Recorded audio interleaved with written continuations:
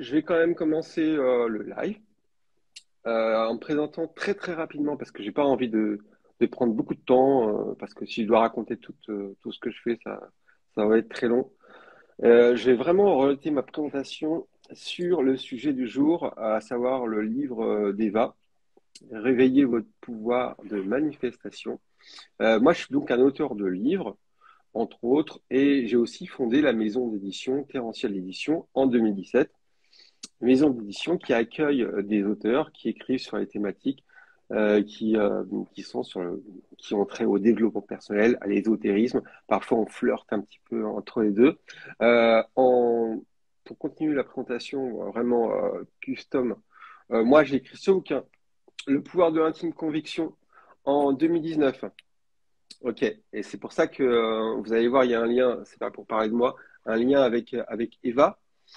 Donc, par le truchement des réseaux, je sais plus comment, avec Marine, j'ai eu connaissance d'Eva qui nous a envoyé son livre et j'ai tout de suite flashé sur son bouquin parce parce qu'en fait, il traite exactement des mêmes sujets qui m'intéressent moi, à savoir, euh, est-ce qu'il y a un moyen, enfin, qu'est-ce que la réalité? Et y a-t-il un moyen d'avoir une influence sur elle? A-t-on une influence sur elle? Y a-t-il moyen consciemment de pouvoir influer pour faire en sorte que certains événements apparaissent ou pas? Et je pense que là, on rejoint bien la thématique d'Eva. Donc, euh, donc, je dirais en gros, pour finir ma présentation, que grossièrement, je dirais qu'il y a trois types de personnes. Il y a les personnes qui vivent la réalité comme une espèce de pièce de théâtre en disant, bah, tiens, il est arrivé ça, ah, il m'est tombé ça sur le nez, j'ai vraiment pas de chance. Ou alors, ouais, je suis encore tombé sur un sale type, j'ai vraiment pas de peau, etc. Une deuxième catégorie de personnes qui vont commencer à se poser des questions en disant, mais est-ce que peut-être j'aurais un rapport, moi, avec ce qui se passe dans la réalité? Et qui vont faire commencer un travail d'introspection en se disant qu'effectivement, il y a peut-être un lien entre leur comportement, la façon dont ils vibrent, ce qu'ils sont et ce qui se passe. Il y a une troisième catégorie de personnes qui pensent, et j'en fais partie, qu'on pourrait même influer sur les événements. Alors là, ça va un petit peu plus loin, donc si vous pensez qu'on est trop perché, partez tout de suite, hein, parce que là, on va partir dans les tours très fort.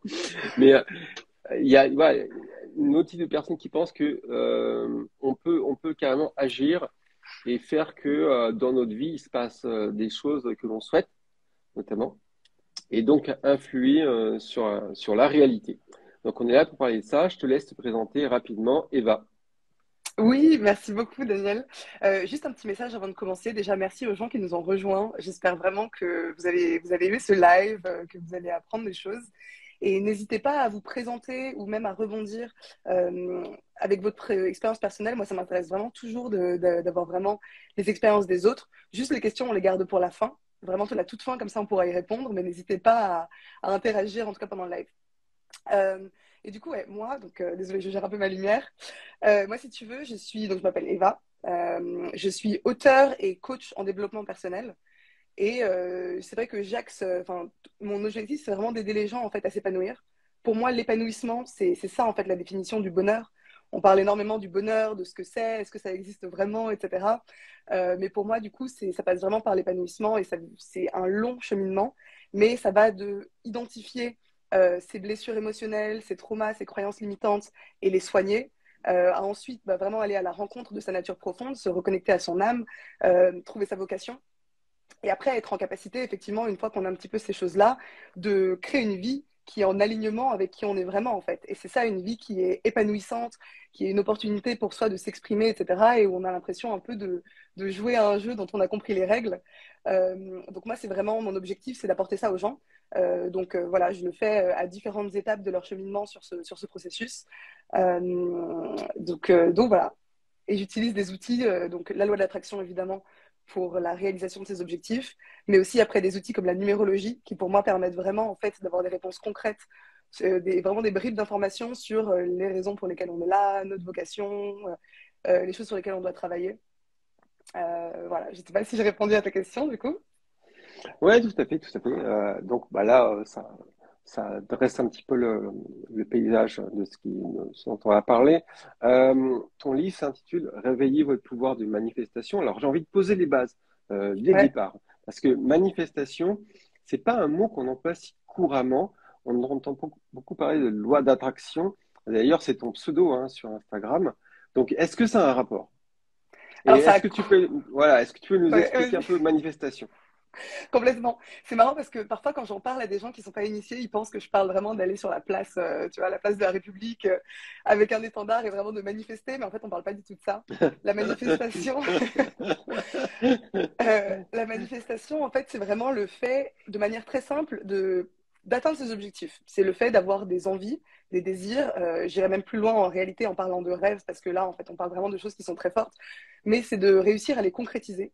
Et là où ça diffère pour moi de juste atteindre ses objectifs comme on en parle de manière courante, c'est que aller vers ses objectifs, ça veut dire reposer sur sa volonté, c'est si tu veux, ne l'aborder qu'avec son mental et avec l'action. Donc vraiment, il faut être dans l'action, il faut réussir à dépasser sa volonté, il faut être patient, etc. C'est vraiment lutter un petit peu avec soi-même au final, contre l'auto-sabotage, contre plein de choses. Pour moi, la manifestation, c'est une manière d'amener dans sa vie les choses qu'on souhaite, mais en mobilisant des pouvoirs qui sont bien plus forts. Donc là, on parle plus vraiment de volonté. Là, en fait, si tu veux, c'est et à la fois s'aligner avec soi-même, si tu veux, donc tous les plans de conscience qu'on a, donc le physique, le mental, l'émotionnel et le spirituel, c'est les quatre plans de conscience de l'être humain, tu vois. Et donc, c'est aligner ces quatre plans de conscience pour du coup ne plus vraiment lutter, mais être dans un état de flow où les choses se font naturellement, où sans vraiment s'en rendre compte, on fait les actions nécessaires pour atteindre ce qu'on veut. Pour en plus, si tu veux, on incarne pratiquement déjà ses objectifs. Donc en fait, on rayonne, si tu veux, les autres le perçoivent. Et en plus, du coup, on tape dans l'inconscient collectif. Puisqu'au final, je suis tout à fait convaincue qu'on est dans une sorte de maillage énergétique et qu'en fait, on influe toujours avec les énergies les uns des autres. Et au final, on est une grosse énergie, un gros champ de conscience. Donc, c'est en fait vraiment utiliser tout ça et du coup s'ouvrir aux synchronicités, enfin, c'est mobiliser des forces qui sont pas juste des simples forces humaines pour donner naissance à nos envies. D'accord. Je me souviens d'une interview d'un maître, enfin, un mentor sur la loi d'attraction qui disait que dans attraction, il y avait loi d'attraction, il y avait aussi action. Donc en fait, il disait, bon, ça sert à rien si vous pensez qu'il suffit de méditer dans son coin comme ça en visualisant les choses qui vont arriver et qui vont arriver toutes seules, ben ça marche pas comme ça. Est-ce que est-ce que tu penses ça aussi ou est-ce que tu es un peu à mi-chemin entre les deux en disant que parfois, bah oui, on peut visualiser peut-être que la météo change et puis elle change aussi. Enfin, je dis ça comme un Euh, exemple. ouais, bien sûr. En fait, si tu veux, alors je pense qu'il y a une part d'action véritablement, mais je pense pas qu'elle est nécessairement consciente. Et c'est là où est toute la différence. C'est que ce qui est très compliqué en général dans l'action, et donc tu sais, on parle de volonté et tout, ce qui est compliqué, c'est qu'en fait, tu es tout à fait conscient de tout le travail que tu fournis, tu vois, tu trouves que c'est en général dur, c'est beaucoup d'efforts. Là, en fait, on est dans l'action, mais parfois, elle est complètement inconsciente, cette action. Et c'est ce qui rend les choses plus faciles ou plus difficiles, parce qu'au final, quand on ne maîtrise pas ce pouvoir de manifestation, si tu veux, finalement, on l'applique de manière destructive dans notre vie. Parce que je pense, par contre, que vraiment, on manifeste tous les jours, tout le temps, tout ce qui nous arrive, pratiquement. Et le fait est que si on ne le maîtrise pas, en fait, on le fait un peu à notre insu. Et donc, par des actions dont on n'est pas conscient, on va attirer à nous des choses qui nous déplaisent complètement, quoi. Mais je pense qu'il y a Ça, vraiment une part d'action. Là, on rejoint un petit peu ce que je disais au départ avec la première catégorie de personnes qui pensent que tout est fortuit et tout arrive comme ça, alors qu'en fait, on est littéralement en, en perpétuelle transmutation de ce qui est de l'immatériel, de l'esprit, vers la matière, puisqu'on dit que Mm. l'esprit crée la matière. Et quand c'est inconscient et qu'on ne le fait pas exprès, bah, il peut se passer toutes sortes de choses. Parce que selon les croyances limitantes, sont les pensées négatives, sont les choses qui vont entraîner des actions. Après, c'est la logique, hein, des actions qui sont plus ou moins délétères ou toxiques. On va évidemment entrer dans la réalité des choses qui y ressemblent. Voilà. Et donc à contrario, on pourrait aussi, si on s'en rend conscient, justement, transmuter, j'aime bien ce mot-là, même si je sais qu'il appartient aux alchimistes, mais transmuter enfin, ce qu'il y a dans le pensée, ce qu'il y a de immatériel vers le matériel, de façon beaucoup plus contrôler, j'ai envie de dire. Alors après, c'est un peu prétentieux, toujours, et je sais qu'il y a des gens qui vont dire, ah, mais tu contrôles pas tout ce qui se passe, etc. Oui et non, oui et non. Je pense quand même que, voilà. Voilà. Je sais pas ce que tu en penses, tiens, je te renvoie la balle là-dessus. Bah, enfin, disons que, pareil, c'est ça, oui et non, en fait, si tu veux. Je n'irais pas jusqu'à dire que tu peux changer la météo parce que tu as envie qu'il fasse beau, tu vois. C'est pas vraiment ça. Pour moi, c'est de manière bien plus subtile. Mais le fait est qu'en fait, on a tous des croyances et ces croyances colorent complètement notre vie. Et donc, si tu veux, ces croyances nous amènent à avoir des réactions, à prendre des décisions, à réagir, etc., vers des choses, si tu veux, qui vont créer dans notre vie exactement ce qu'on croyait. Et donc, si tu veux, ça se nourrit comme ça, etc. Donc, en fait, pour moi, c'est pas forcément qu'on peut avoir un impact énorme sur les éléments, tu vois, mais c'est que véritablement, on est capable de créer quand même des choses très, très fortes. Ouais. D'accord. Mais on va pas tourner autour du pot. Je veux dire, à un moment donné, on va appeler un chat un chat. Ok. Je me suis quand même vachement mouillé dans le pouvoir de l'intime conviction en expliquant que, par exemple, il y avait un exercice qui était très simple à faire, qui était, par exemple, que je me rends dans un endroit, par exemple dans Paris, où il est très difficile de se stationner. Et si longtemps à l'avance, je visualise la place de stationnement là où je vais me garer, eh ben, c'est assez curieux de constater que cette place existe, qu'elle se crée. Alors évidemment, ça se passe dans le futur. Si j'arrive dans la rue et que je visualise, c'est trop tard. En fait, il faut le voir à l'avance. Et ce petit exercice qui est à la frontière de ce qu'on peut considérer comme du hasard ou une coïncidence, répété un certain nombre de fois, finit par créer une espèce de métaconviction, quoi. C'est-à-dire, une Mm. métaconviction, c'est la conviction que ta conviction va créer l'événement, quoi. Alors, c'est un petit exercice simple que je vous donne comme ça. Vous pouvez essayer. Et alors, moi, quand j'ai écrit ce bouquin, je me souviens que je m'en fous de paraître pour un fou, hein, je te parle on peut dire que je suis fou, si tu veux. Mais au contraire, les gens ont répondu de façon hyper positive en disant, mais oui, mais moi, je le fais déjà et ça marche. J'ai essayé et Mm. ça fonctionne. C'est absolument incroyable. Juste une petite expérience scientifique, parce que moi, j'ai un côté un petit peu expérimental scientifique, euh, pour, pour, pour dire qu'effectivement, il y a des choses comme ça, comme quand tu vas, je sais pas, chez Auchan et tu veux un caddie, mais tu n'as pas de jeton et tu veux qu'il y en ait un qui soit libre. euh, Souvent, ça marche, quoi. Et moi, j'ai vu des personnes qui étaient à côté de moi, qui étaient témoins, qui ont dit, ah, quand même, oui. C'est, quand ça marche, ça fait une fois, deux fois, tu dis, bon, ok, il y a de la chance. Quand ça fait 50 fois, au bout d'un moment, tu commences un petit peu à réfléchir et ça peut même me rendre un petit peu fou, quoi. Tu vois, là, j'ai envie de dire parce que de ton côté, tu es en train de dire de manière subtile, effectivement, qu'on ne va pas créer, changer la réalité comme ça, mais que on va. Donc, qu'est-ce que tu penses de ce genre d'expérimentation et de choses? Ouais, non, non, ok. Alors, du coup, je reformule un peu. Quand je te disais qu'on pouvait pas. Je pense que je parlais plus de choses vraiment, si tu veux. Tu vois, je te parlais de météo, de choses comme ça. Là, on est vraiment de l'ordre de. C'est vraiment la nature dans sa plus grande expression. En revanche, pour la vie du quotidien, je suis complètement d'accord avec toi. Et quand ça a trait notamment aussi aux autres personnes. Parce que là, tu vois, les choses dont tu parles, c'est le fait qu'une place se libère, des choses comme ça.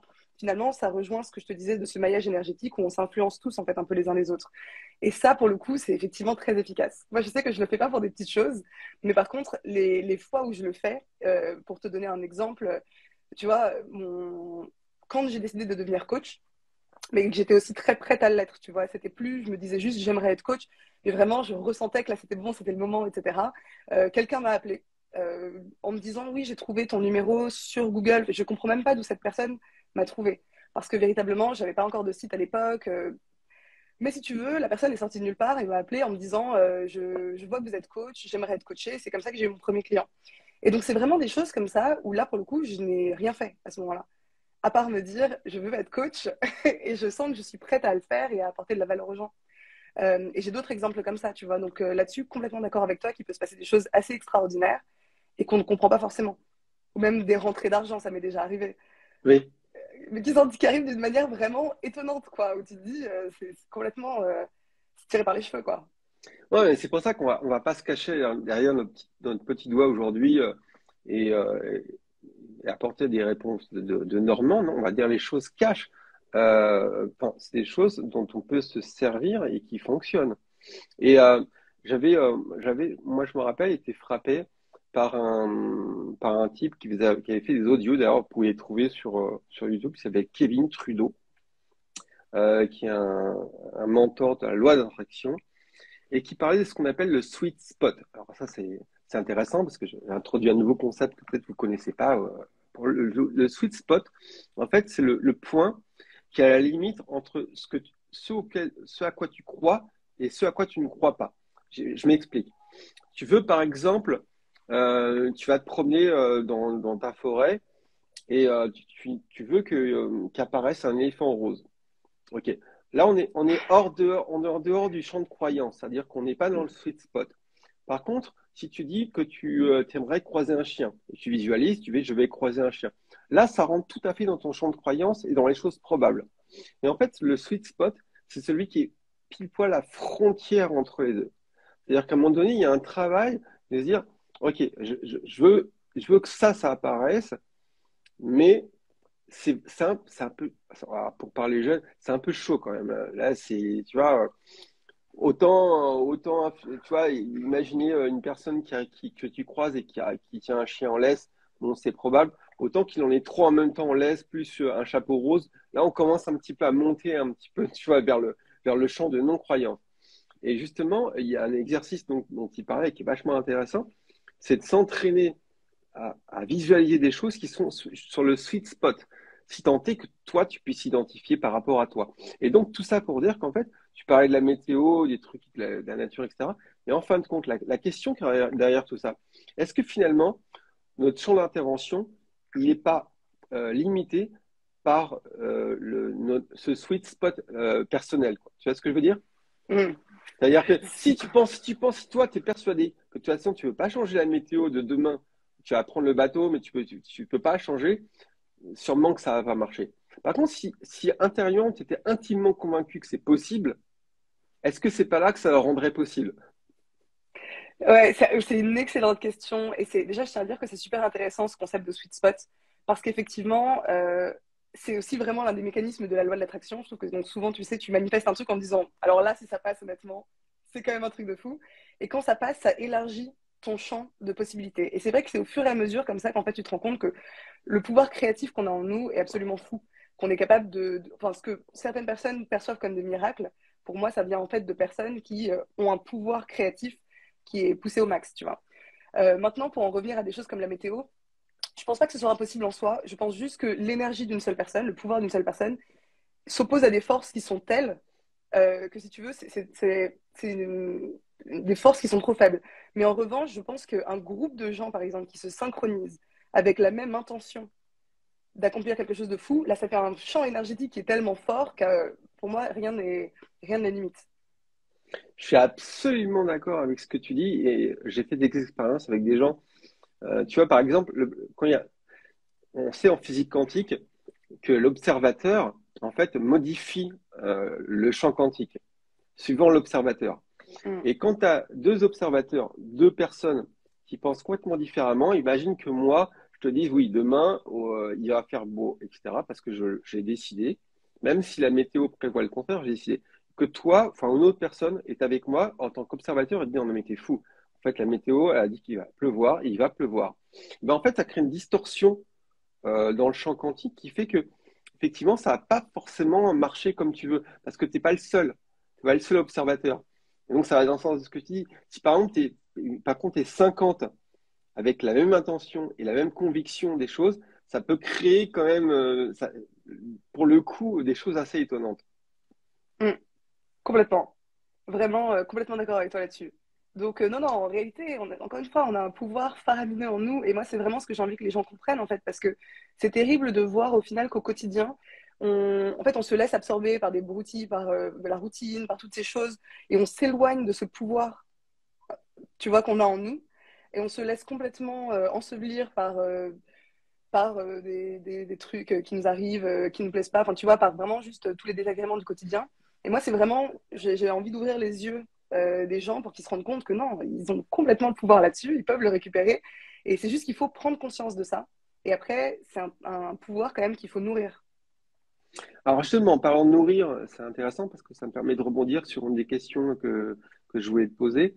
C'est, on dit que par rapport à ce pouvoir de manifestation, ou loi d'attraction, enfin, au pouvoir créateur, il y aura des facteurs qui favoriseraient ces choses-là. Euh, on parle de façon de s'alimenter, on parle d'émotions, de ressentir de la gratitude, on parle de plein de choses qui viennent de soi, en fait, hein, des choses qu'on peut changer soi et qui permettent d'accroître ce pouvoir de manifestation. Est-ce que tu peux nous citer des exemples? Puisque je pense que ton livre, pour le coup, il est pas du tout éthéré. T'es quelqu'un d'assez rationnel. D'ailleurs, si je me trompe pas, tu fais aussi de l'informatique, comme moi. Moi, Exactement. j'ai fait quand même 25 ans de carrière d'informaticien, de développeur.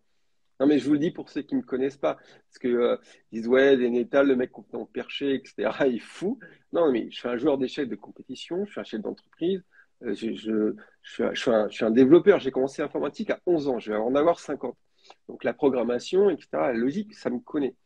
Donc voilà, ceux qui disent que je suis fou, bah, ouais, tant pis pour eux. Mais donc moi j'ai souvent entendu parler de ça.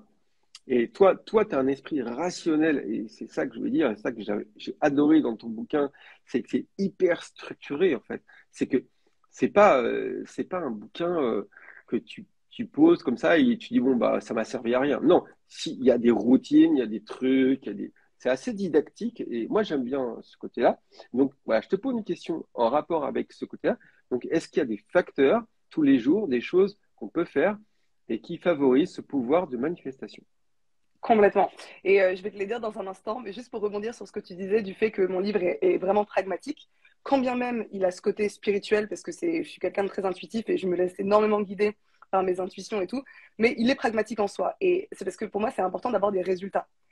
Et je trouve que trop souvent, si tu veux, enfin, tu vois, on se laisse un peu bercer par des théories, par des choses qui sont pas forcément très concrètes, tu vois. Et moi, je voulais vraiment, en fait, que les lecteurs évoluent au fur et à mesure du livre, fassent un travail sur eux, et qu'en fait, si tu veux, en sortant de là, ils se disent vraiment, OK, c'est fou, mais j'ai vraiment travaillé sur moi, et effectivement, mon pouvoir a grandi. J'ai pas juste appris des choses là-dessus, j'ai vraiment, tu vois, pratiqué et fait grossir ce pouvoir. Mais maintenant, effectivement, pour les choses qui permettent de l'augmenter, la plus grosse chose, c'est bien sûr le plus gros chantier, mais la plus grosse chose, c'est aller à l'intérieur de soi et commencer à se poser des questions. En fait, si tu veux, bien sûr que l'alimentation, toutes ces choses, et j'en parlerai, ça augmente le pouvoir, tu vois, personnel. Mais la plus grosse des choses, en fait, si tu veux, c'est commencer à prendre conscience. Prendre conscience de la manière dont on réfléchit, prendre conscience de la manière dont on ressent les choses, de pourquoi on les ressent comme ça, prendre conscience des choses qui nous arrivent, de finalement, enfin, tu vois, de ce qui est une chose qui nous arrive ou quelque chose j'allais dire manifesté, mais il y a quand même d'autres mots pour le dire, mais qu'on a provoqué, voilà. Et si tu veux, donc c'est vraiment commencer au quotidien à se poser des questions plutôt que d'avancer un peu aveuglément, en fait, si tu veux, et de manière un peu inconsciente. Commencer juste à s'arrêter un peu, être présent et se dire, OK, où est-ce que j'en suis? Pourquoi est-ce que je me sens comme ça? Qu'est-ce que je ressens? Qui est-ce que je suis? Même se poser cette question toute simple. Qui suis-je? Et même si on n'a pas la réponse, le fait de se poser la question, ça commence à germer une petite graine en nous. Et ça nous met vraiment sur ce processus, en fait, pour aller à la rencontre de soi. Et aller à la rencontre de soi, c'est augmenter son pouvoir personnel.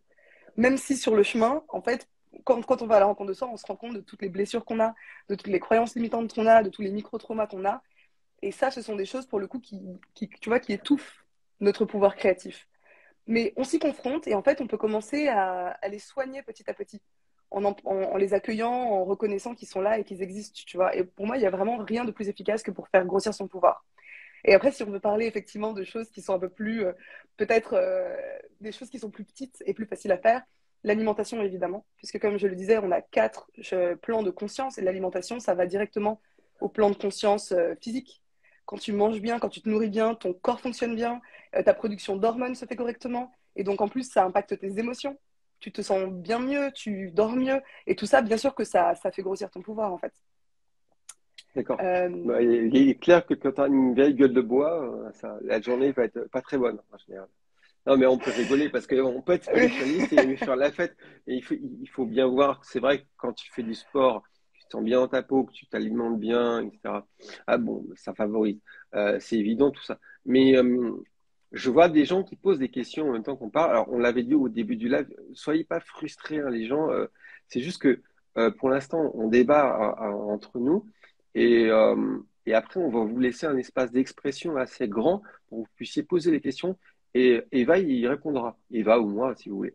Mais voilà, soyez pas frustrés et croyez pas qu'on ignore vos questions. Pas du tout. Ça va vraiment venir, quoi.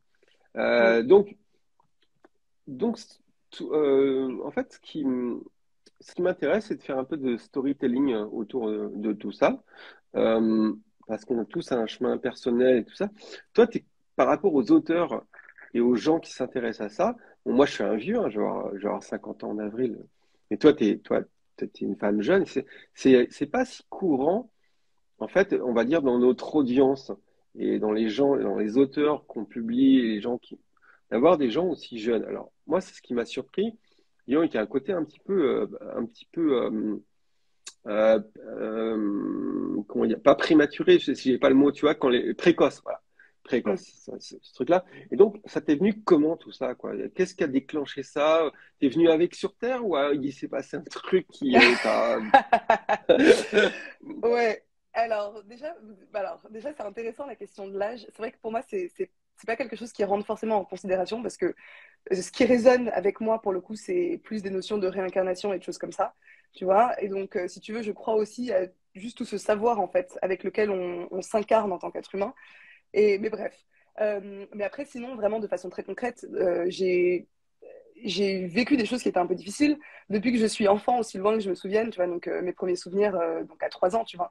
Et je me souviens déjà qu'à l'époque, je détestais être enfant, je me posais déjà beaucoup de questions, tu vois, je me disais, mais je hais être enfant, je hais qu'on me tienne la main dans la rue, je hais ne pas me sentir libre, alors que, tu vois, j'avais 5 ans quand vraiment je le rationalisais.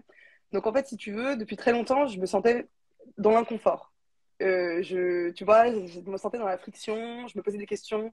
Et comme je te disais, pour moi, tout ça, ça part vraiment juste de la conscience et de la réflexion que tu as sur les choses.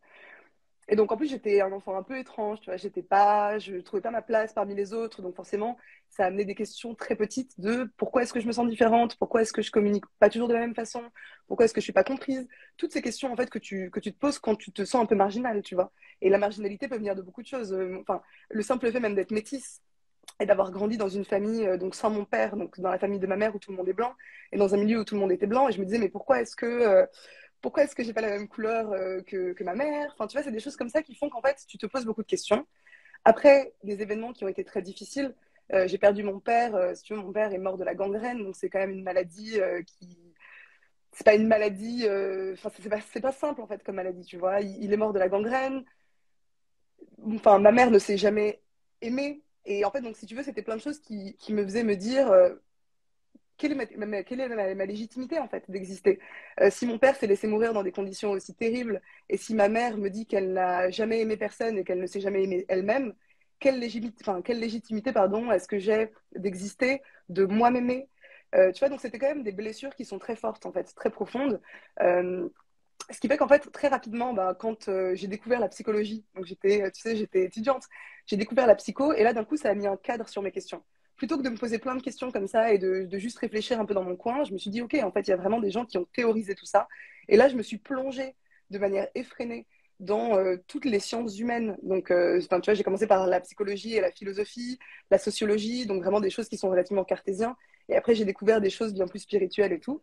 Mais donc là, ça mettait un cadre à mes réflexions et ça m'a permis vraiment de, en profondeur, aller à l'intérieur de moi. Et je le faisais sans relâche, mais vraiment, tu vois. Et j'ai commencé quand je devais, donc, de manière formelle, quand j'avais environ, tu vois, 18 ans. Et là, j'en ai 29. Donc en fait, je l'ai fait vraiment pendant 10 ans. C'était ce qui m'animait. Je ne faisais que ça. Et donc forcément, j'ai trouvé énormément de réponses sur moi-même en observant les gens, parce que du coup, on côtoie d'autres personnes au quotidien. Donc au quotidien, du coup, j'appliquais ce que j'apprenais, je le regardais sur les gens, je voyais les schémas qui se répétaient. Et je me disais vraiment, d'accord, mais en fait, j'ai appris tellement de choses donc, sur l'être humain et sur la vie et sur, du coup, au sens plus large, un peu des lois de l'univers, qui fait qu'en fait, c'est pour ça, tu vois. C'est vraiment, ça vient un inconfort avec moi-même et mes conditions de vie qui arrivaient quand j'étais très petite. D'accord. Il y a un peu, on sent qu'il y a un peu de la souffrance hein, derrière tout ça quand même. Il y a des Bien sûr. conditions. C'est un débat, c'est un sous-débat du débat. Moi, j'ai envie d'en parler juste 2 minutes parce que ça fait longtemps que j'écris. Moi, j'ai écrit mon premier livre en 2018 L'homme à la tête de chat. Moi, j'ai perdu ma mère en 24 heures parce qu'elle s'est fait mordre par un chat. Alors là, je spoil un peu le- le livre, mais c'est pas Ah, c'est grave. terrible. D'où le titre. Ouais, mais en fait, moi, j'étais élevé par ma mère, donc j'avais qu'elle dans la vie et c'était la femme de ma fille. Et donc, quand tu perds l'être le plus cher que tu as comme ça de manière très subite et violente, eh bien, ça crée une modification de conscience, en fait. Et ça te fait poser des questions, ne serait-ce que la simple question de la vie, la mort. Tu te rends compte que simplement, tu peux mourir d'une seconde à l'autre. Et donc, ça te fait poser des questions sur le présent en te disant, mais pourquoi je ne ferais pas ce que j'ai envie de faire, puisque de toute façon, ça se passe comme ça. Tu vois, tu dis à un moment donné, tu dis, ah, c'est comme ça. Ah, bah, ok. Et moi, ma philosophie de vie et d'action, je l'ai construite comme ça. Et comme toi, quand j'étais petit, j'avais aussi ce sentiment d'être un petit peu étranger. Je me sentais un peu un intrus à l'école. Je m'entendais pas vraiment avec les autres. Et puis, et surtout, on disait que tu étais rêveur tout le temps. Depuis la maternelle, hein, rêveur et dans la lune, etc. Donc, un peu un extraterrestre, quoi. Donc, sentiment un peu d'inconfort déjà par rapport à l'extérieur. Et puis des chocs hyper violents qui forgent. Et donc, je dis ça pourquoi? C'est pas pour parler de ma petite vie, c'est juste pour dire que il y a des gens, et j'ai lu beaucoup de commentaires sur mon premier livre, qui me disent, ouais, le type nous dit que il n'y a que dans la souffrance qu'on apprend. Là, je suis désolé, mais je pense que malheureusement, l'humain, il a souvent besoin de prendre des grosses claques pour prendre des leçons. La vie, c'est pas un truc de bisounours où simplement bah, tout vient comme ça. La vie sur Terre, c'est une vie aussi où parfois on prend des gifles et parce que et après beaucoup de temps après, on se dit bah elle était légitime. En fait, j'en avais besoin et heureusement, merci. On dit l'univers conspire à ton bonheur. Donc c'est juste une petite parenthèse pour dire que effectivement, je pense que on peut apprendre des choses par soi-même, etc. Mais que l'école de la vie est assez dure et que souvent elle passe par la souffrance. Alors j'ai relevé un petit peu ça dans ce que tu me disais quand tu parlais de la gangrène, qui est aussi une mort foudroyante de ta mère qui s'aimait pas, des choses voilà qui sont un peu difficiles. Et on sent que ça sort un petit peu de ce moule. Complètement. En fait, tu sais, je peux qu'abonder avec ce que tu viens de dire, les leçons se font dans la souffrance. Et en fait, je pense qu'il faut, le plus gros problème, à mon avis, c'est qu'en fait, c'est la perception dans notre société qu'on a de la souffrance. Pour moi, c'est ça le véritable problème. C'est qu'en fait, on voit toujours ça comme quelque chose à éviter par-dessus tout. Si tu souffres, c'est que tu ne vas pas bien, que tu as un problème, que plein de choses, en fait, si tu veux. C'est complètement stigmatisé. Et on essaye de fuir complètement. Et on pense d'ailleurs que le bonheur, c'est l'absence de souffrance. Mais donc je pense que c'est ce regard qui est complètement biaisé au final qu'on porte dessus, alors qu'en réalité, je veux dire, dans, dans- sur Terre, dans la vie, tout est toujours une dualité de choses. Tu as bien sûr la vie et la mort, tu n'aurais pas l'un sans l'autre. Tu as la journée et la nuit. Si tu n'avais pas l'un et l'autre, en fait, tu n'aurais aucun des deux. Enfin, donc en fait, tu as toujours une dualité en toute chose, et c'est pareil pour le bonheur et la souffrance. Le fait est qu'en fait, c'est parce qu'on passe par des moments de gros bas, tu vois, où tu te dis, mon Dieu, mais ça va pas du tout, c'est terrible, qu'après, tu peux aussi vraiment savoir aussi, je pense, ce qu'est le bonheur une fois que tu en sors. Et tu as pu conscientiser beaucoup de choses et d'où les leçons dont tu parles, en fait. C'est que c'est dans ces moments-là où vraiment tu te dis pourquoi ça se passe comme ça, pourquoi est-ce que je ressens ça, enfin, alors que du coup après tu reviens dans ces moments où tout va bien et pour moi c'est plus des moments d'action. Tu vois, les moments de douleur sont plus des moments d'introspection et d'apprentissage pour après aller dans des moments où ça va mieux et là on met en pratique ce qu'on a appris, tu vois, et genre on fonce. Et c'est un petit peu comme les saisons, comme l'été et l'hiver. L'hiver qui est plutôt, si tu veux, quelque chose où tout se tasse un petit peu, ça s'arrête un petit peu tu vois, les choses vont plus lentement, on reste plus à la maison, on se replie un peu sur soi. Et après l'été où c'est, tu vois, t'as la fête, la vie, tout reprend en fait. Et pour moi, c'est exactement pareil avec la souffrance et le bonheur, et c'est pas quelque chose qu'il faut éviter. Et ça fait aussi partie de ce processus de guérison que de se dire, oui, j'ai souffert, mais et alors quoi? Enfin, ça ne définit pas qui je suis. J'ai pas besoin d'en faire mon identité si je n'ai pas envie d'en faire. Si je veux, bien sûr, mais si j'ai pas, enfin, tu vois, j'ai pas besoin de me dire toute ma vie, bah voilà, en fait, je suis cette personne qui a souffert. En fait, non. Donc voilà. Bah, il est clair que quand on passe sa vie à se considérer comme une victime, on va beaucoup plus souffrir, hein, c'est clair. Ça vient de là aussi la souffrance, c'est qu'il il arrive quelque chose je sais pas, qui est désagréable, comment je le vis, comment je le prends. Si je le prends que comme quelque chose qu'on m'inflige et que j'ai pas mérité et vraiment une sanction, quelque chose de dur contre moi, qu'on s'acharne contre moi, je vais plus souffrir, à mon avis, que si je me dis, ah, il se passe ça. Qu'est-ce qu'est-ce que ça veut dire? Qu'est-ce que ça Ouais. signifie? Alors, je dis pas qu'on peut tout interpréter facilement comme ça, parfois il faut du temps. Mais le fait simplement de réagir comme ça, je pense que tu prends un peu les choses différemment. Je sais pas, je prends un exemple complètement débile, le plus débile qui soit. Désolé, hein, mais j'ai celui-là en tête. C'est que l'autre fois, j'ai vu que ma voiture, elle avait du mal à démarrer. C'est un petit moment que la batterie était faible. Alors, tu tournes la clé, ça fait et puis et elle démarre quand même. Ok, je mets c'était le week-end et je me dis, bah, allez, lundi, je change la batterie. Ok, et ça fait des années, hein. Et lundi, je tourne la clé, elle démarre pas. J'insiste. À un moment donné, tu as une espèce de tac, tac, tac, tac, tac, ça veut pas. Là, quelle a été ma réaction? En fait, j'étais mal luné, parce que je suis pas parfait, hein. Je suis en train de faire des lives sur la spiritualité, ce que tu veux, mais je suis humain, hein. J'ai des émotions humaines, parfois je me mets en colère. Je me dis, mais quelle connasse de voiture, quoi. Putain, ça fait des semaines que je la démarre, et le jour où j'ai décidé d'aller changer la batterie, elle ne démarre pas. Mais c'est quoi ce délire, quoi? J'étais en colère contre la voiture. Donc, j'appelle l'assistance et tout. Un mec super sympa arrive et il me dit, OK, je vais mettre mon booster et on va démarrer la voiture. Tu vois où je veux en venir. Et il me dit, vous allez où? Bah, je dis, je vais chez Speedy. Il dit, mais non, faut pas aller chez Speedy, ils vous mettent des batteries qui correspondent pas. Vous avez payé 450 balles. Et moi, je connais un gars juste à côté, là, mais genre à 2 rues. Il a tout le temps des batteries. Et pour 150... En fait, j'ai gagné 300 balles en 1 heure. Parce que si j'avais déjà pris rendez-vous, tu vois, chez Speedy, j'aurais perdu 300 euros. Bon, c'est complètement con comme exemple et c'est complètement matérialiste, je suis d'accord. Mais ce que je veux dire, c'est que parfois, tu te rends compte après coup, tu dis, bah, finalement, c'était plutôt de bon augure, quoi. Si, Complètement. si elle avait démarré, j'aurais pas fait ça. J'ai gagné 300 balles rien que parce qu'elle n'a pas démarré. Donc j'étais en colère au départ, mais finalement, je suis content. Bon, c'est un exemple, hein, je schématise, bien sûr. Mais c'est pour dire que dans la vie, parfois, il se passe des choses, on vit comme une frustration, et là, c'est la souffrance, hein, parce que les émotions, quand on est en colère, etc., on peut souffrir. Mais si à un moment donné, on a la conscience de dire, mais peut-être que finalement, il y a une raison, une orchestration que je ne comprends pas dans l'instant, et que je vais comprendre plus tard, eh ben, je pense que les amis, on peut un peu moins souffrir. C'est ce que je voulais dire, juste. Ouais, non mais complètement. Tu sais, ton exemple, ça me fait penser à un autre exemple. C'est pas du tout que je vais rentrer dans des trucs intenses et hyper dark et tout, mais c'est un peu, c'est quand même une grosse expérience, mais enfin voilà, mais ça me fait vraiment penser à ça. Il y a des années, je révisais pour mes cours et bref, j'avais un partiel qui arrivait lundi, c'était un gros partiel. Et donc je me dis, ok, ce vendredi, je vais me poser dans un café comme je le fais tout le temps, enfin dans un bar, tu vois, parce que j'adorais réviser dans des bars.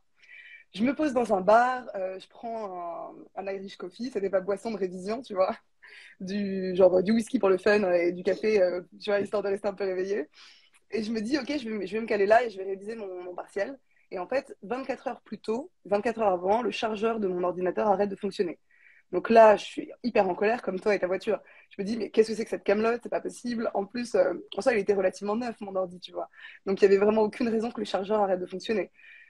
Mhm. Je m'énerve et je me dis, c'est pas grave, tu vas dans le contrôle. À ce moment-là, j'étais pas du tout dans le lâcher prise, absolument pas spirituel, donc complètement dans le contrôle. Je me dis, c'est pas grave, je vais aller dans une boutique à côté qui vend du matériel de Mac. Donc je vais là-bas, la boutique qui est fermée exceptionnellement, tu vois. Donc là, je me dis, c'est pas vrai. Honnêtement, lui, enfin, la vie se joue de moi là, c'est pas possible, c'est pas vrai quoi. Et bref, il se trouve que du coup, je vais pas dans ce bar, je reste chez moi parce que je peux pas charger mon ordi.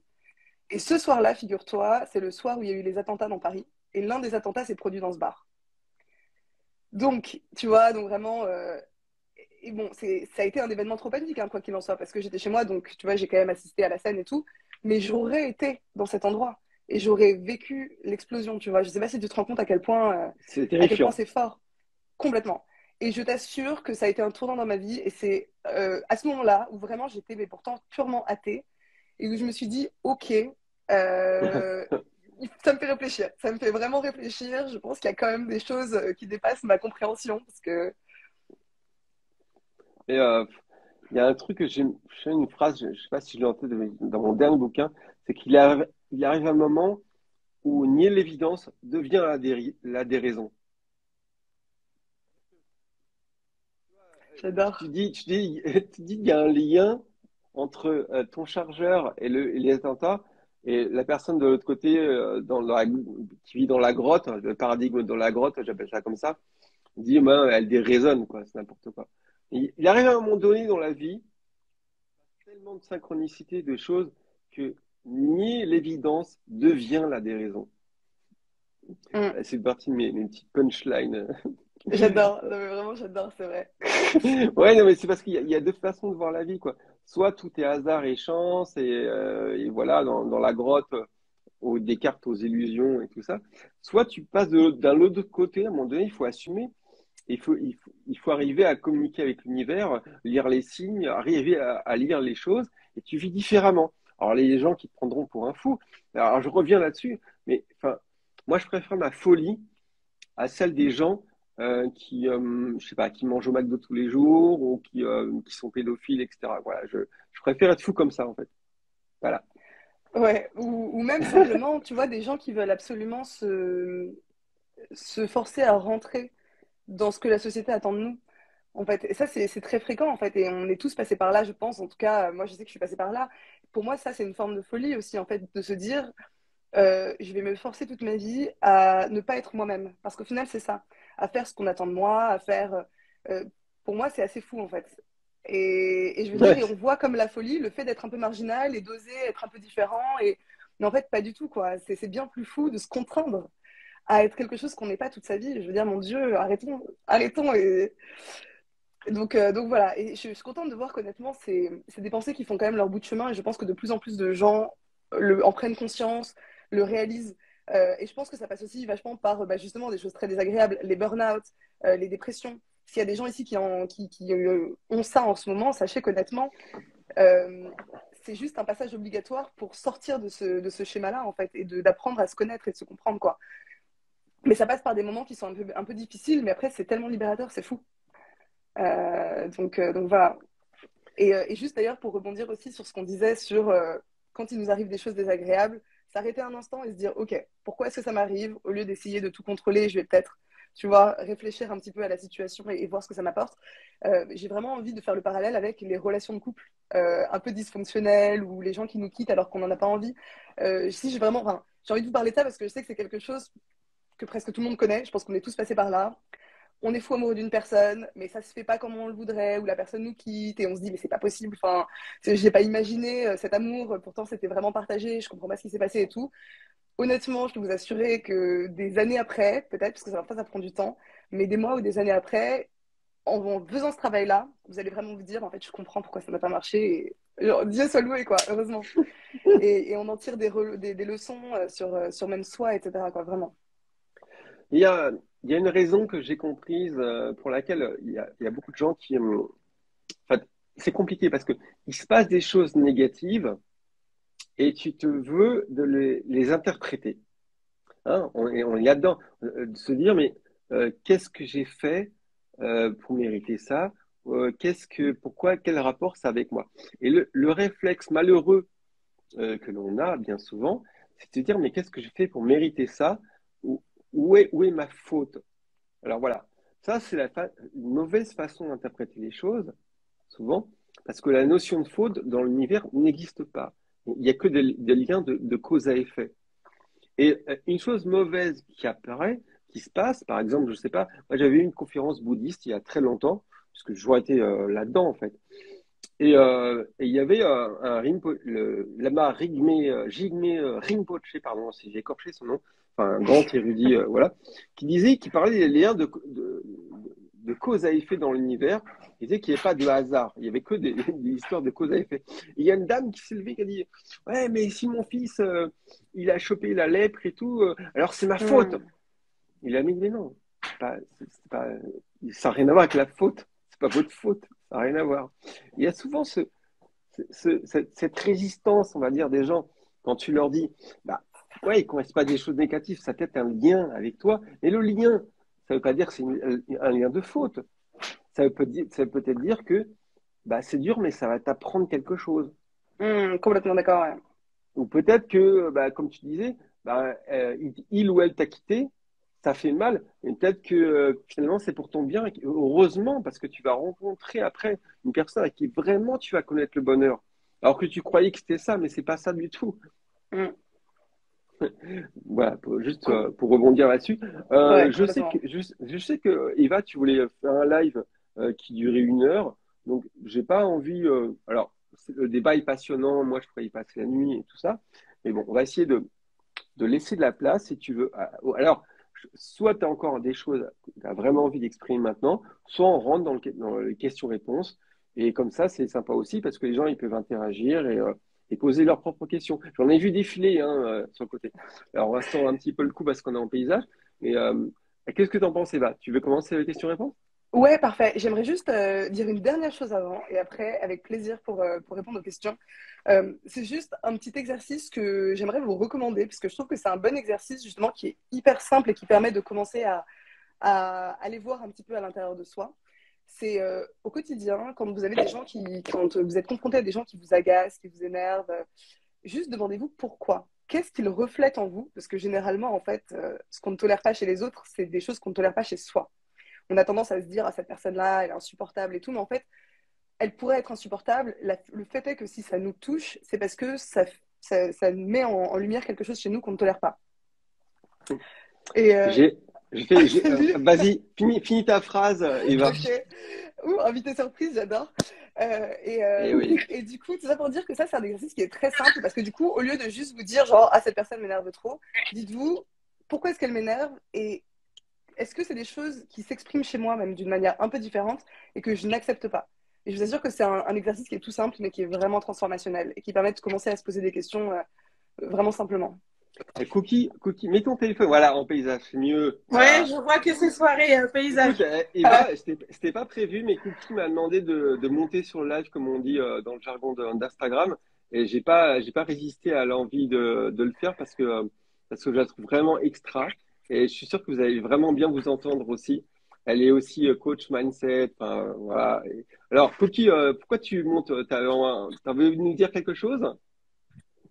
Oui, bonsoir Eva. Déjà, on a Bonsoir. commencé à discuter un petit peu tous les deux. Bonsoir. Alors, déjà, j'ai essayé de suivre le live depuis le début. Alors, attendez, j'essaie de poser le téléphone. Désolée, j'ai pas l'habitude en paysage, mais je vais m'y faire. Bon, est-ce que là, ça va? Ouais, Ouais, c'est nickel. parfait. Ah, ok. Désolée, hein, j'ai une tête vraiment. On, Ah, mais t'inquiète, c'est on, très bien. on fait pas attention. On fait pas attention. Alors, Eva, tu sais, tout à l'heure, tu parlais, tu voulais faire le lien avec les relations. Et j'ai trouvé très intéressant d'en parler. Et je voulais aussi intervenir sur cette partie parce que je pense que on attire en fait les relations selon la personne que l'on est en fait sur le moment. Je dis souvent qu'il faut pas qu'on vibre, par exemple, faut pas qu'on vibre qu'on soit en mode victime parce qu'on attire des chasseurs, on se met en position de proie, et les chasseurs, ils ressentent qu'il y a une proie dans les parages. Donc, forcément, quand on est fragile, on attire ce genre de personnalité. Et je voulais aussi faire le lien, parce que je pense tu vois, comme des amis, on a des relations comme ça, avec lesquelles on se sépare. Des amis, vraiment, je pense qu'on en a tous connu des personnes avec qui on était au téléphone tous les jours, avec qui on parlait tous les jours, on avait vraiment des points communs et où on ne se voyait pas passer 2 jours, 3 jours sans se parler. Et puis tout à coup, il est passé 1 semaine, 2 semaines, 1 mois, 2 mois, 3 mois, une année, et on ne se rend même pas compte de quand est-ce qu'on s'est lâché. Tu vois, il y a des relations, genre, on ne se parle plus, mais il ne s'est rien passé, en fait. Mm. Genre, c'est pas comme si vous vous étiez embrouillés, il ne s'est rien passé. Tu vois, je ne te reproche rien et tu me reproches rien. Et elle est là, la réponse, en fait. C'est que finalement, il y a des personnes qui se détachent de notre vie parce que elles ne font plus partie de la nouvelle version que l'on devient. Et on n'est tout simplement plus en phase. Donc, ça ne s'explique pas, mais on se lâche tout simplement. Et je trouve que quand tu as parlé, quand tu as parlé des relations, bon voilà, c'était ce petit point-là que je voulais apporter en plus. Et je pense qu'il faut qu'on arrête de un petit. Moi, je dis toujours, à trop analyser, on finit paralyser.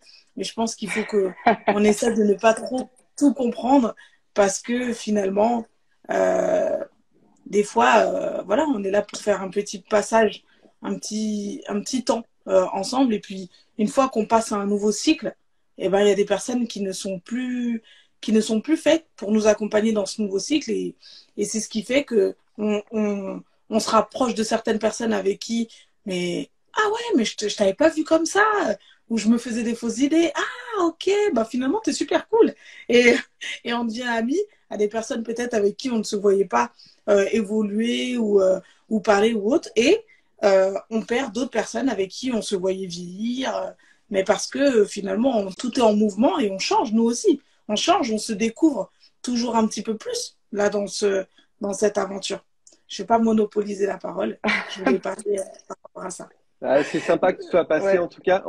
Sachez que on refera un live, c'est prévu avec Eva et Cookie, qui n'a pas hésité à commander le livre d'Eva. Et alors, si vous voulez le Ah oui, commander, Merci. vous pouvez le trouver partout en librairie ou le commander sur notre site éditeur t'es qui s'appelle ancienne. Terrentiel. Mm. Alors, si vous ne savez pas le trouver, vous cliquez sur mon profil, sur le lien qui est sous mon avatar et vous avez le lien. Si vous voulez un lien direct vers le livre d'Eva, pareil sur son compte Instagram, vous avez un lien direct vers le livre. Donc, vous pouvez le trouver directement sur nos plateformes numériques ou alors partout en librairie, à la FNAC, chez Cultura, etc., etc. En tout cas, on va refaire un live de toute façon avec Cookie, qui a une communauté qui est extrêmement dynamique et sympathique. J'en ai fait un avec elle et j'avais vraiment, vraiment, vraiment kiffé ce moment-là. Donc, on va refaire. Et en tout cas, je te remercie pour ton petit passage, Cookie. Et puis, De je te dis rien. à bientôt avec Eva pour un autre live. Ouais. Ouais, honnêtement, hâte À de ce bientôt. live. Ça promet. Déjà, genre, super intervention et complètement d'accord avec ce que tu as dit d'ailleurs. Au passage, Ouais, moi trop aussi. cool. On est tous d'accord. C'est bizarre. Bon. Moi aussi, Qui tout à On a l'heure, sait, je tous on suis verra. vécu, cliente, on a tous compris. et j'ai adoré. Ok, trop Je vous cool. laisse et ouais, Ouais, on se fera ce live. Merci beaucoup, Daniel. Merci, Eva. Allez, je continue merci de à vous suivre toi. et je suis dans les commentaires. Yes, bis. Ciao, ciao. Ciao, ciao. Alors, Ouais, du coup, question-réponse, allons-y. exactement. Euh, Ouais, mais je l'ai enlevé, t'inquiète. J'ai trouvé le bouton. Donc, on vous écoute pour les questions. J'en ai vu passer pendant le live, voilà, on était en train de parler, mais maintenant, c'est que pour vous. On est là pour répondre à vos questions. Ouais. Euh, N'hésitez pas, soyez pas timide. Euh, alors, je vois beaucoup de gens qui rejoignent la vidéo. Alors, pour ceux qui nous rejoignent, donc, la vidéo a commencé, le live a commencé à 20h30. Là, on est plutôt vers la fin, mais il y aura un replay, vous inquiétez pas. De toute façon, voilà. Et la version, ouais, excuse-moi pour la manipulation. Il n'y a pas de souci. Il n'y a pas de souci. Eva, quand as-tu décidé d'écrire ton livre? Ouais. Alors, en fait, si tu veux, j'ai toujours su que je voulais écrire un livre, mais vraiment depuis que je suis hyper jeune. Donc, c'était vraiment quelque chose que je sentais en moi. Et j'avais même commencé à écrire des trucs de mon côté, enfin, tu vois, différents livres en réalité, tu vois, pas que celui-ci, différentes choses. À chaque fois que je me rendais compte de choses, que je comprenais des trucs, je les mettais sur papier, tu vois, et je les théorisais. Et en fait, après, ça s'est vraiment fait naturellement. C'est marrant parce que du coup, c'est Terrentiel qui m'a contacté. Et c'est comme ça que le livre s'est fait, en fait. Il m'a contacté en me demandant si j'avais un manuscrit, etc. Et je leur ai dit que non, mais que j'avais plein d'idées et que le livre, je pouvais le faire. Et voilà comment ça s'est fait, du coup. Donc c'était il y a un an et demi environ, puisque j'ai mis environ un an à l'écrire. Et voilà. Alors, Daniel, avez-vous prévu de mettre la vidéo en replay? Absolument. En fait, il y a une fonctionnalité qui est automatique quand tu arrêtes le live qui crée un replay. Et même, on fait encore mieux que ça, on télécharge les vidéos et on fait des beaux montages pour que ça soit bien. Et on fait tout pour que, tu vois, la qualité soit optimale. Je pense que là, on a réussi quand même à faire encore quelque chose de bien. Avec celle-là, c'est bien aussi. Donc oui, il y aura un replay. C'est dans mon intention et absolument, merci, Cookie, dénicheur de talent. Bah oui, en fait, pour réussir dans la vie, il faut savoir s'entourer des bonnes personnes. Oui, donc voilà, pour le replay, oui, oui, oui, il y aura un replay, bien sûr. Vous inquiétez pas, si vous avez rejoint le live maintenant, bien sûr, il y aura la vidéo entière. Vous ne pourrez pas une miette de ce qui s'y dit. Alors Alors, malheureusement, je crois que pour les questions, en fait, c'est un peu difficile de scroller. Je suis désolée, mais ouais, je mais ne vous sais pas si pouvez, on peut vraiment. si vous avez la gentillesse de les retaper maintenant. Attends, ouais, je vais voir si je Euh, peux, mais effectivement, si vous pouvez les retaper, c'est trop Ah, bien. tu peux Et scroller, mais quand tu scrolles, le problème, c'est que tu vas rater les autres questions qui arrivent. Et du coup, tu vas te perdre là-dedans. Et comme on est sur les téléphones portables, c'est vraiment pas évident. Donc, si vous avez des questions qui vous tiennent à cœur, reposez-les et on va y répondre. ouais, surtout que j'arrive pas à. Je suis en train de scroller, mais il y a tellement de notifications que c'est un peu compliqué. Ouais, parce qu'il y a plein de gens qui font coucou, qui Ils machin, se rejoint, connectent et tout, ouais. ils se connectent et tout. Donc là, c'est vraiment chaud pour retrouver toutes les questions. Mais, euh, mais allez-y. Euh, Mais sinon, quoi qu'il en soit, honnêtement, si du coup vous aviez des questions vraiment que vous vouliez poser et auxquelles on ne peut pas répondre, n'hésitez pas même à les mettre en commentaire quand on va reposter le live. Et sincèrement, on se fera un plaisir d'y répondre, hein. ok. C'est moi, je me suis toujours senti différente étant petite et ça a été très dur pour moi et j'ai appris à me connaître maintenant. Ok. Bon, ça, c'est pas une question, c'est plutôt une remarque, une Bah écoute, observation par ça fait rapport à trop plaisir. Ouais, vraiment trop contente de savoir que voilà, maintenant t'as appris à te connaître et que tu vis bien cette différence. J'espère que t'en fais quelque chose, enfin un peu de constructif. Enfin, j'espère que ça te permet un peu de vivre, tu Il y a vois, une de question, bah, devenir un peu vois ta excentrique. question, mais Cookie, elle a une expertise sur le sujet. Ah oui, j'ai trouvé, je trouve trop fort. Comment définir le champ quantique? Est-ce que ce sont les énergies qui circulent dans l'univers? Alors, ce qu'on appelle le champ quantique de manière grossière, enfin, j'ai déjà posé la question à d'autres gens qui utilisent l'expression, c'est un peu ce qui se présente devant nous, quoi, dans le réel. Voilà, tout simplement. C'est pas plus compliqué que ça. C'est tout ce qui, dans l'univers, existe, qu'on voit, etc., même dans la maison, etc. C'est le champ quantique.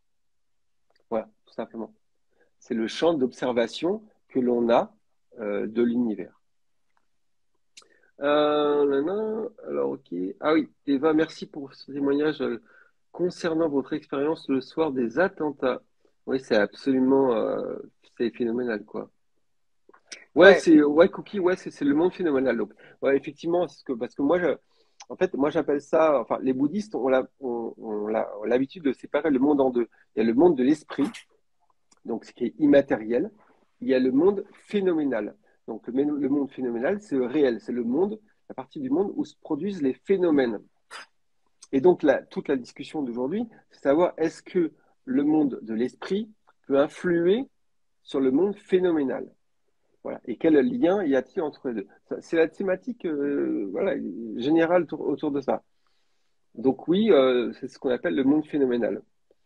Ce qui est, ce qu'on appelle immatériel, alors la dualité entre le matériel et l'immatériel, c'est pas du tout moi qui l'ai inventé, il suffit de lire Descartes.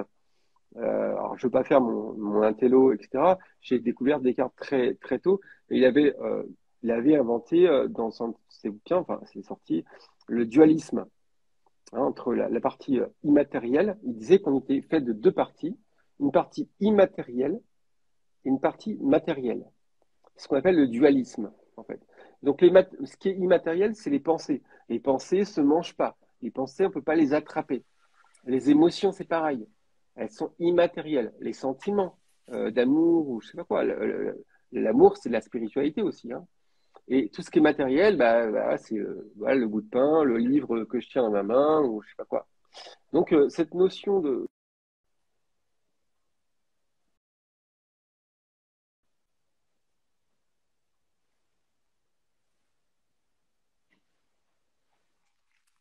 je suis pas un grand spécialiste du domaine, mais je pense que c'est pas un hasard non plus si 400 ans après, il y a le nom Descartes sur toutes les universités, etc. C'était pas seulement un mathématicien, etc. Quand on lit les livres qui s'appellent La pensée et pensée métaphysique de Descartes, ça parle que de ça, quoi. Donc, donc voilà, on est encore dans le sujet et il y a des hommes bien avant nous qui s'y sont intéressés, quoi, c'est ce que je voulais dire. Euh, ok, ouais, ce que l'on ne voit pas est tellement puissant que ce que l'on voit. Euh, C'est clair. oui, Honnêtement, c'est sûr, parce qu'en fait, si tu veux, on ne perçoit ce qu'on perçoit de physique, on le perçoit qu'avec nos sens, et en fait, nos sens sont vraiment limités, quoi. C'est tout à fait limité, et tu as tout un truc des centaines de fois plus gros derrière tout ça. trop heureux de tomber sur vous, Daniel. J'ai ton livre sur ma table de chevet, Flamant rose. Ok, mais quel livre? Dis-moi. Ça, il n'y a pas tant de questions que ça, donc je me permets. Bien sûr, bien sûr. Avez-vous eu des intuitions sur les personnes que vous avez, ou sur sur de ce que vous alliez vivre? Alors oui, ça, tu peux répondre, Eva. Des intuitions sur ce que j'allais vivre, du coup? Ouais, ou alors sur des personnes ou sur je pense, voilà, des situations que tu allais vivre. Je pense que c'est ce que je comprends de la question. Ouais. Moi, j'ai appris un peu. Euh, ouais, honnêtement, il y a vraiment enfin, dans mes relations, j'ai vraiment vécu des choses qui sont assez particulières.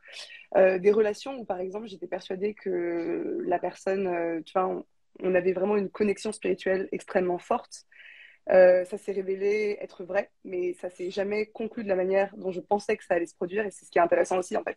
C'est que j'avais tout à fait raison sur ce lien spirituel très fort. Et moi, je pensais que ça voulait dire qu'en fait, ça devait se concrétiser entre nous et qu'on devait vivre notre relation. Et en fait, pas du tout. Et je pense que ces personnes m'ont énormément aidé justement à débloquer des choses en moi, m'ont beaucoup apporté, mais pas comme j'aurais imaginé. Ça, et après, honnêtement, ben, du coup, la personne avec qui je suis actuellement, qui est, je pense, la personne avec qui je vais faire ma vie, en tout cas, espérons, mais c'est très bien parti pour. Avant de le rencontrer, quelques mois avant, j'étais vraiment dans un changement émotionnel hyper fort. C'était très bizarre. C'est comme si, en fait, j'avais l'impression d'être déjà en couple, d'avoir déjà cet amour très très fort à donner à cette personne. Je pensais tout le temps à des choses de couple, etc. Alors qu'avant, j'étais un peu plus volage. Donc c'était vraiment très étonnant. Et en fait, il est arrivé. On s'est mis ensemble très rapidement et vraiment d'un coup j'ai compris et je me suis dit mais en fait c'est parce que c'est comme si en fait en avance je sentais un petit peu l'arrivée de cette personne dans ma vie. C'était super fort. Ok, bon, la réponse était assez complète. Donc, Flamme Rose qui me dit que son livre de chevet, c'est le pouvoir de l'intime conviction. Bah, écoute, génial. Euh, Trop bien. si vous aimez nos livres, ce qu'on fait, ce qu'on raconte, etc., n'hésitez pas à nous suivre, évidemment, puisque il y a beaucoup de publications qu'on fait dans ce sens-là. Il y a beaucoup de live et de replay, etc., etc. Donc, abonnez-vous à nos comptes, au compte Loi d'attraction de Eva, au mien, etc. Eva, moi aussi, je ressentis ça il y a 17 ans. Nous sommes toujours ensemble aujourd'hui. Yes! C'est malade. Euh, non, mais je pense que la quête du grand amour, de l'âme sœur, c'est vraiment une quête. Alors, moi, mon dernier livre, qui s'appelle Princesse Maïma, c'est pas pour en faire la pub, mais c'est vraiment le sujet que j'ai traité. Le sujet. Enfin, il y a plusieurs sujets dans le livre. Il n'y a pas que ça. Il y a des trucs qui sont très, très métaphysiques, pour le coup. Mais je pense qu'on rencontre l'âme sœur et la personne avec qui on est bien le jour où on est vraiment prêt à la rencontrer. Quand on enclenche des relations sur un schéma névrotique, j'entends le schéma névrotique du style, bah, j'ai une névrose, elle est inconsciente, et l'autre, il est d'accord pour jouer au jeu avec moi parce que lui, ça correspond à une névrose à lui qu'il a aussi.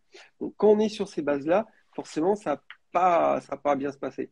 Il n'y a qu'en travaillant sur soi et en prenant des gifles, encore une fois, et en grandissant. Alors, tant mieux si à 29 ans, bah, tu l'as atteint. J'ai mis plus de temps. Moi, j'ai rencontré ma femme quand j'avais 42 ans. Donc, ça fait 8 ans. Et j'ai compris en étant avec elle enfin, que c'était vraiment ça, quoi. Que Mm. le grand amour, c'est vraiment ça. quand tu es avec quelqu'un avec qui tu t'entends pas, il y a des gens qui disent toujours, ouais, mais le couple, c'est compliqué, de toute façon. Et puis, ça n'existe pas, les princesses et les princes charmants, etc. Mais quand tu le rencontres, je peux te dire que oui. Là, il n'y a plus rien à dire. Parce que t'es vraiment dedans, quoi. Cookie, encore. Daniel, dans combien de temps seront princesse Maïma dans les mains? Eh ben, mon imprimeur, MacPrint, c'est engagé pour le 13 mars maximum. Donc moi, je vais y aller fin février, début mars pour dédicacer toutes les précommandes. Je vous le dis, toutes les précommandes sur le site Terrentiel, et uniquement sur Terrentiel. N'allez pas sur Amazon, ça marche pas, c'est des voleurs. Donc c'est uniquement sur Terrentiel, sont dédicacés et vous le recevrez en colis suivi par la poste. Il y a aucune galère avec ça. Donc je vais aller à Limoges pour toutes les signer et vous les recevrez. Et donc vous les recevrez normalement avant le 13 mars. Ma cousine qui travaille dans l'usine m'a dit normalement fin février, c'est bon. Parce que le BAT, il est déjà parti depuis longtemps. Donc, ça devrait partir fin février. Mais au maximum, pour pas décevoir les gens, on a dit maximum le 13 mars. Donc, voilà pour répondre à ta question. Si vous voulez Princesse Maïma, c'est pareil. Vous allez sur mon compte Instagram et vous cliquez sur le lien du catalogue et vous allez la trouver. Et puis, il y a tellement de vidéos et de teasers qu'aujourd'hui, je pense que... Voilà. Voilà, j'ai répondu à ta question. Merci, Cookie, encore une fois, d'être aussi participative.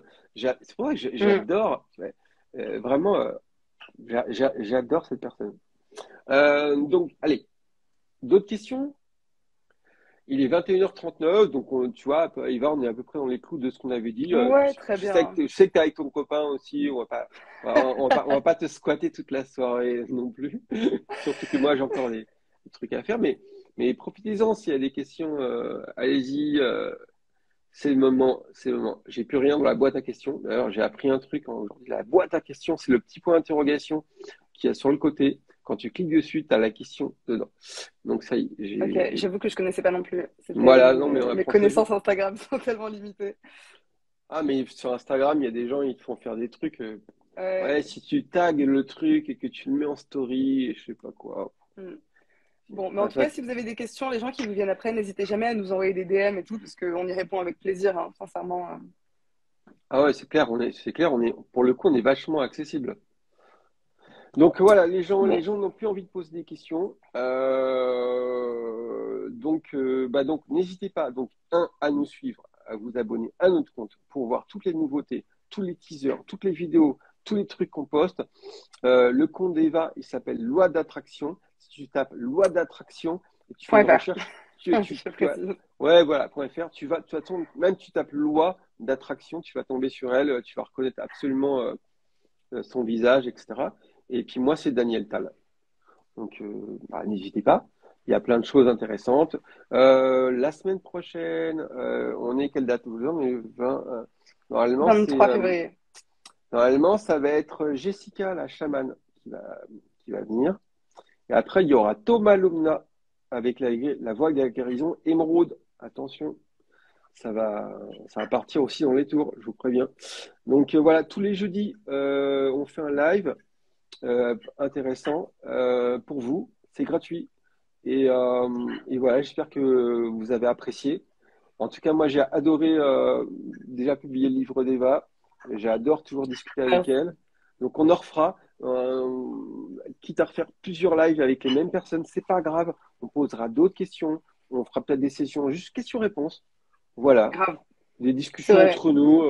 Moi, je vois Cookie, elle fait des lives, par exemple. C'est un plaisir le soir. T'écoutes, ils se parlent entre eux et tu rigoles parce qu'ils sont vraiment drôles.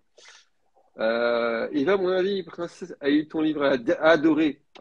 Mon ami, Princesse, c'est Princesse Chassis. Elle a eu ton livre, elle a adoré. J'ai hâte de le découvrir.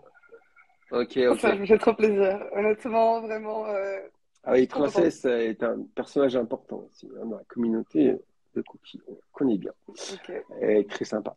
Donc voilà, c'est bien parce que ça permet de se connaître les uns et les autres. Même Cookie, n'hésitez pas à regarder son compte. Il y a plein de trucs. Alors là, si vous êtes intéressé par les coachs mindset et toutes ces choses-là, c'est vraiment un trésor de vidéos, de publications, de conseils. De plein de trucs, voilà. Moi, je vous dirais qu'on fait ça aussi par passion. Euh, voilà, par passion avant tout, parce que c'est pas du mercantilisme. C'est juste parce qu'il faut savoir que le monde de l'édition, c'est quand même super galère de lutter contre Robert Laffont et compagnie. Donc nous, si on discute de ça, c'est parce que ça nous plaît avant tout, ça nous plaît d'être avec vous et d'échanger. Voilà. Et ben, tu veux rajouter quelque chose, Eva? Non, je voulais juste remercier tout le monde, honnêtement. Merci d'avoir participé. J'espère que vous avez passé un bon moment. J'espère vraiment qu'on refera des lives avec vous et tout, et qu'on pourra peut-être un peu plus communiquer. Donc voilà, Cookie, trop bien. Tes messages et ta participation aussi, c'était top. Voilà, en vrai, bonne soirée à tout le monde. Bonne soirée. Encore une fois, comme Yval l'a dit, n'hésitez pas sur le replay à mettre des commentaires avec des questions, nous envoyer des DM. On y répondra. On répond à toutes les questions. On est accessible, absolument. Donc, si vous voulez nous trouver, c'est facile. Voilà. Bonne soirée à tous. Merci encore chaleureusement de votre présence. Merci beaucoup. Et je vous dis à très bientôt et au minimum à jeudi prochain. Bonne soirée. Bisous, salut. Ciao, ciao.